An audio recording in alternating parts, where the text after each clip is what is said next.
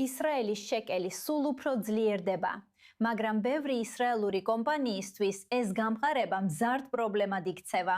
დოლარი ეხლა პირველად წლების განმავლობაში 3 შეკელზე ქვემოთ დაეცა, რაც ექსპორტიორებს და განსაკუთრებით ისრაელის მაღალტექნოლოგიურ სექტორს აწვება, სადაც კომპანიები შემოსავალს დოლარში იღებენ, მაგრამ ხელფასებს შეკელებში იხდიან. ბიზნეს ლიდერები აღთხილებენ, რომ თუ ეს ტენდენცია გაგრძელდება, მზარდი შრომითი ხარჯებისა და ხელოვნური ინტელექტის რევოლუციასთან ერთად, ზოგიერთი კომპანია შეიძლება საზღვარგარეთ გადავიდეს ან საერთოდ დაიშალოს. ჩვენი და არხის, ებრაულენოვანი არხის კორესპონდენტი ადი კოენი ამ ანგარიში უფრო მეც კი ამბობთ. ინანთან კონფლიქტის ტალღებსა და აშშ-ში საფონდო ბირჟებზე მკვეთრი მერყეობის ფონზე დოლარი ამ კვირაში შეკელთან მიმართებაში დასტაბილურდა. ახლა ის უკვე 2-ით იწყება. ეს კი არხევს არამხოლოდ ბაზრებს, არამედ ისრაელის ეკონომიკას და მის მამოძრავებელ ძრავსაც. კომპანიების უმეტესობა დოლარებში კრიდის, ისინი ექსპორტიორები არიან, მაშინ როცა აქ ქვეყანაში ხელფასებს შეკელებში იხდიან, როგორც ვიცით, ხელფასი მუდმივად იზრდება და როცა დოლარში ყიდი, ხოლო დოლარის კურსი იკლებს, მოგებიანობა მცირდება. მთელი ჰაიტექი ქარიშხალშია, დოლარის კურსი დიდ ზიანს აფენებს და ფაქტობრივად ყველა ვინც დოლარში ყიდის და გარიგებებს შეკელებში იხდის, ძალიან ძიმედ ზარალდება ამ ყველაფრის გამო. როგორც სექტორი, რომელიც დამოკიდებულია სერვისების ექსპორტზე საზღვარგარეთ და კრიტიკულად მგრძნობიარია ვალუტის კურსის ცვლილებების მიმართ, ისრაელის ჰაიტექი უკვე დიდი ხანია მძიმე დარტყმას იღებს დოლარის დაბალი კურსის ფონზე და შედეგები უკვე იწყებს რეალურად გამოჩენას.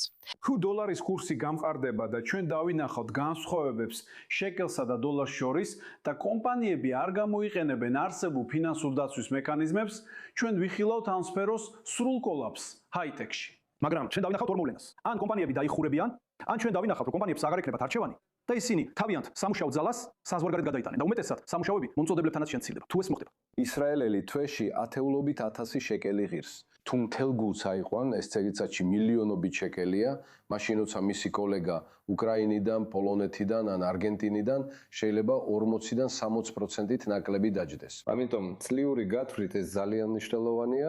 დაბალი დოლარის კურსისა და ხელოვნური ინტელექტის რევოლუციის გადაკვეთაზე ნამდვილი მიწისძვრა ხდება. ეს ორი რამ, ან დოლარი დარჩება იმავე ღირებულებაზე, ან დოლარი დაეცემა.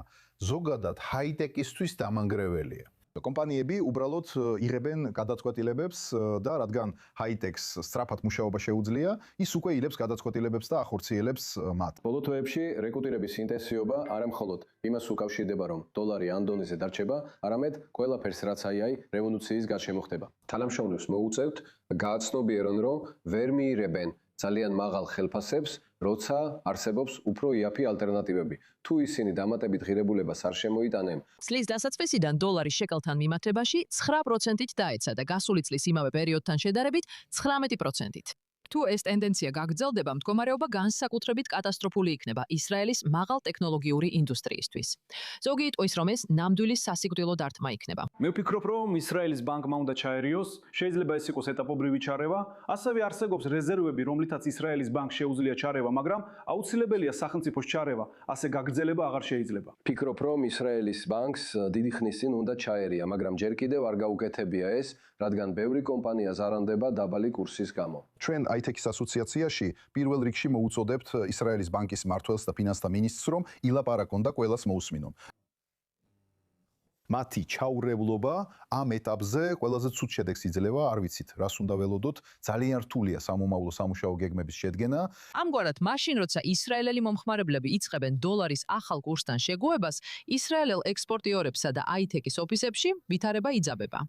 და მათთან ერთად იზრდება ზეწოლა ისრაელის ბანკსა და გადაწყვეტილების მიმღებებზე იერუსალიმში რომ შეწყვიტონ გვერდიდან ყურება იმ მოვლენაზე, რომელიც არაუბრალოდ კიდევ ერთი დროებითი შემთხვევაა, არამედ შესაძლოა ეკონომიკური კოლაფსის დასაწყისი იყოს.